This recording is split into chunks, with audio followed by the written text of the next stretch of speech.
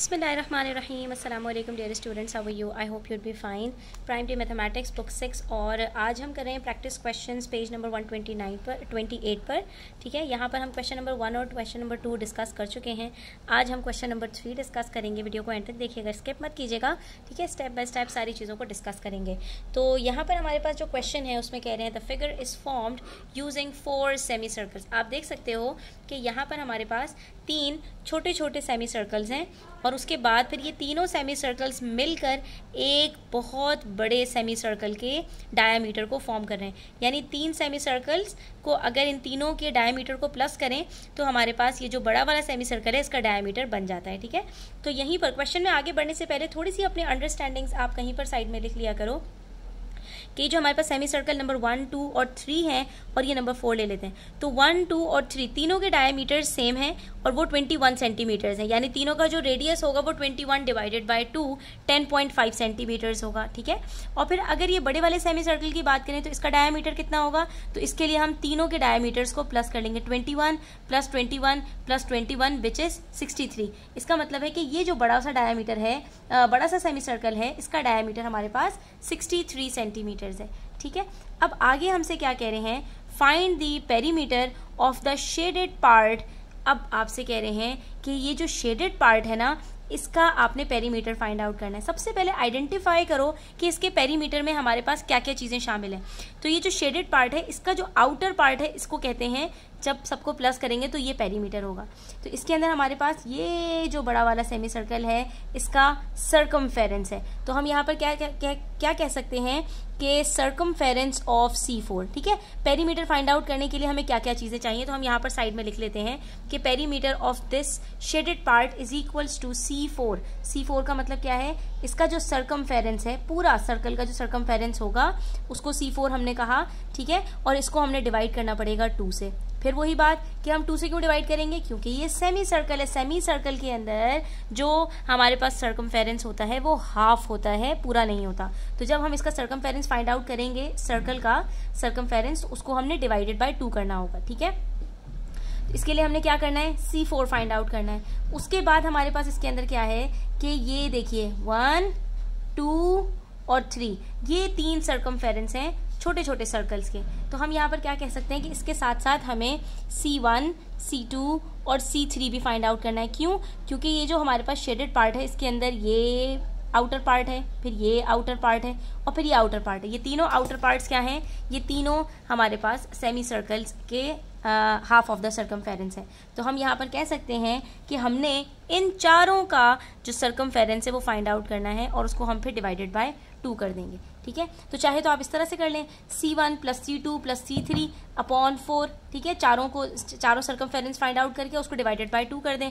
तो चारों के सर्कमफेरेंस पूरे आपके पास जब आएंगे, उसको जब आप हाफ करेंगे तो आपके पास अल्टीमेटली पेरीमीटर फाइंड आउट हो जाएगा। तो हम यहाँ पर ये फॉर्मूला लिख लेते हैं, C4 plus C3 plus C2 plus C1 upon 2 और उसके बाद हमने डिवाइडेड बाय 2 कर देना है इसको। ठीक है, समझ आ गई बात बच्चों? देखो, अगर हमारे पास ये सर्कल होता तो हम क्या करते, पेरीमीटर फाइंड आउट करने के लिए पूरा सर्कमफेरेंस फाइंड आउट करते। इसी तरह से ये जो हमारे पास सर्कल्स हैं, ये अगर ये पूरे सर्कल्स होते तो हम क्या करते, इन सब का भी पूरा सर्कमफेरेंस फाइंड आउट करते। लेकिन इसके अंदर हमारे पास चारों सर्कल्स का हाफ ऑफ सर्कमफेरेंस है। अब फर्क क्या है कि जब इसका सर्कमफेरेंस फाइंड आउट करेंगे तो हमारे पास जो 2 पाई r हम रखते हैं, वहां पर जो हम रेडियस लेंगे तो उसके अंदर हमारे पास 63 अपॉन 2 आएगा। और जब इन तीनों का हम फाइंड आउट करेंगे तो वहां पर 21 अपॉन 2 रेडियस होगा। ठीक है, तो देखिए इस क्वेश्चन को कैसे सॉल्व करेंगे।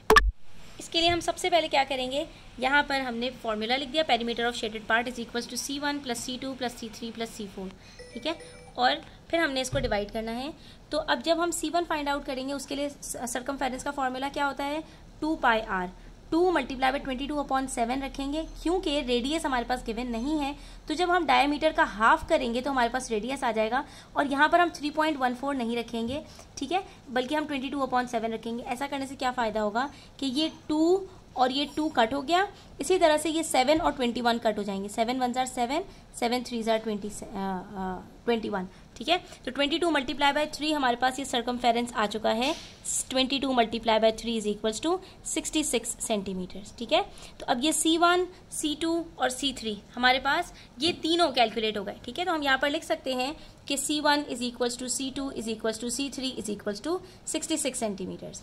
और बिल्कुल इसी तरह से अब हमने C4 फाइंड आउट कर लेना है। C4 फाइंड आउट करने के लिए भी हम यही करेंगे, 2 मल्टीप्लाई बाय 22/7। अब यहाँ पर जो हमारे पास रेडियस होगा वो क्या होगा, तो तीनों डायमीटर्स को प्लस करना पड़ेगा, दैट इज 21 + 21 + 21 विच इज 63, और इसको फिर हम डिवाइडेड बाय 2 कर देंगे। ठीक है, तो हमारे पास यहाँ पर क्या आंसर आएगा, आप अपने पास लिखो पूरा।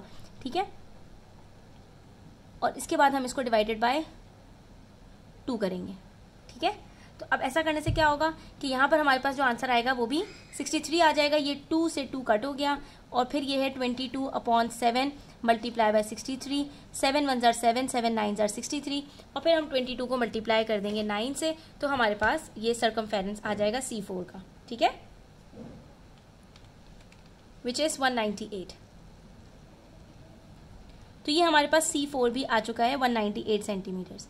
अब हमने इसी फॉर्मूले के अंदर अपने सारी वैल्यूज को रख देना है। C1 C2 C3 हमारे पास तीनों 66 हैं, और C4 हमारे पास 198 है। ठीक है, तो अब यहाँ पर आप साइड में अपनी वर्किंग्स दोबारा से कर लें कि ये हमारे पास हो जाएगा C1 सर्कमफेरेंस, हमारे पास जो छोटे छोटे सर्कल्स हैं उनका सर्कमफेरेंस हमारे पास है 66 + 66 + 66। ठीक है, और फिर C4 का हमारे पास है 198।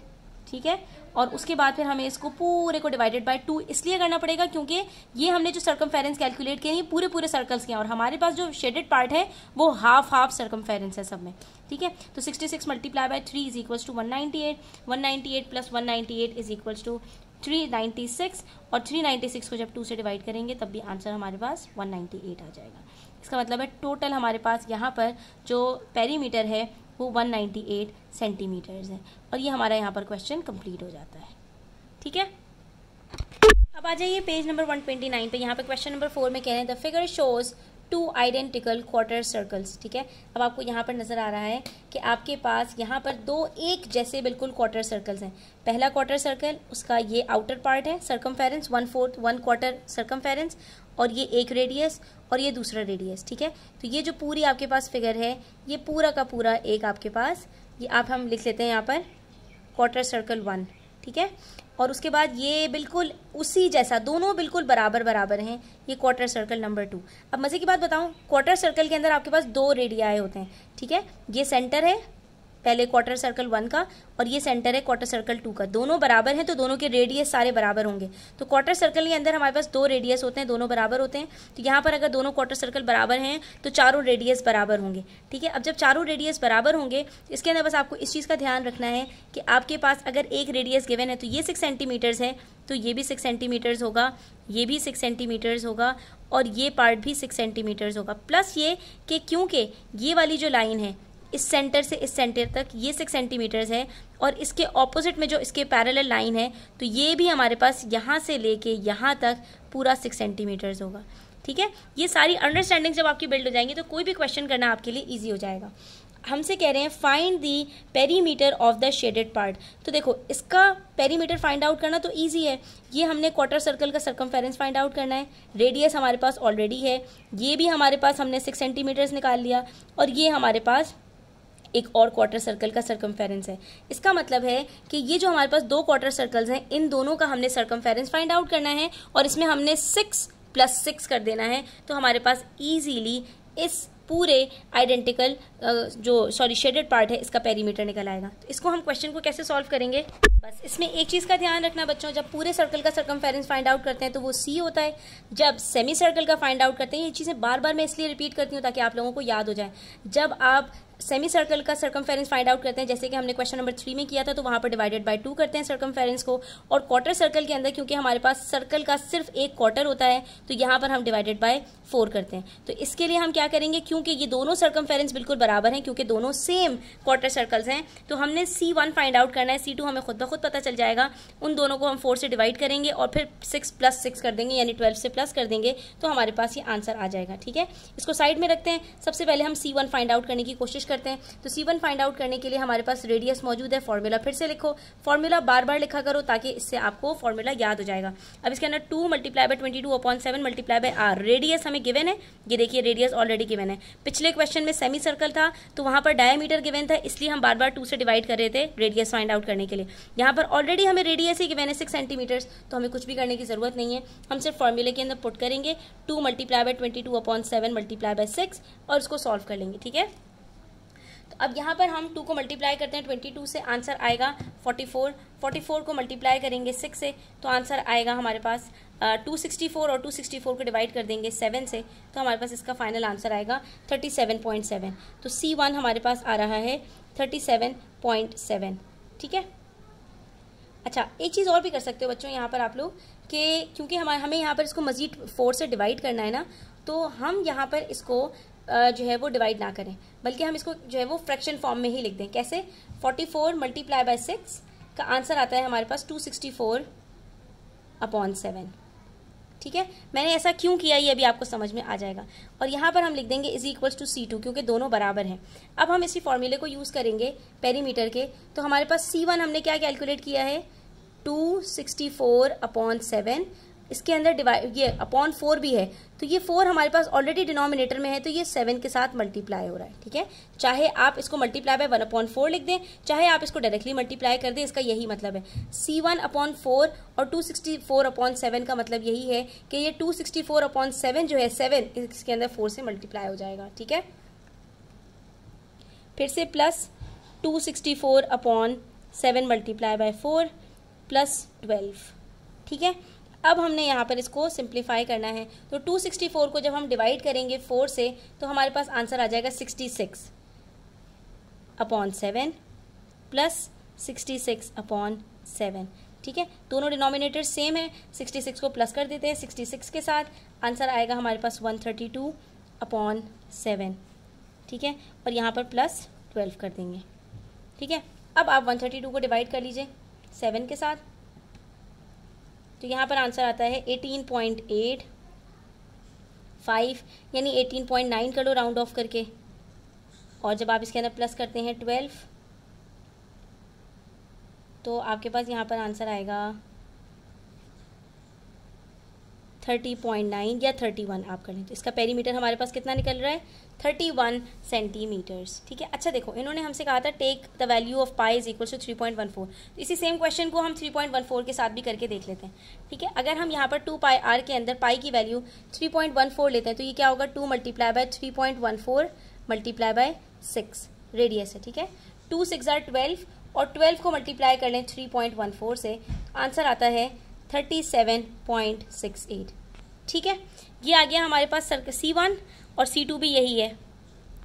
फिर अब हमारे पास जो फॉर्मूला था पेरीमीटर का वो क्या है C1/4 37.68/4 प्लस 37.68/4 प्लस 12।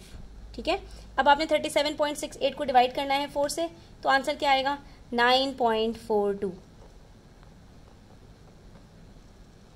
तो हम इसको 9.42 को प्लस कर लेते हैं 9.42 के साथ और फिर प्लस कर लेते हैं, तो 18.84 आंसर आ रहा है, और फिर प्लस कर लेते हैं 12 के साथ, तो अल्टीमेटली हमारा जो आंसर आ रहा है दैट इज़ 30.84, यानी 30.8 30.9 ही आंसर आ रहा है।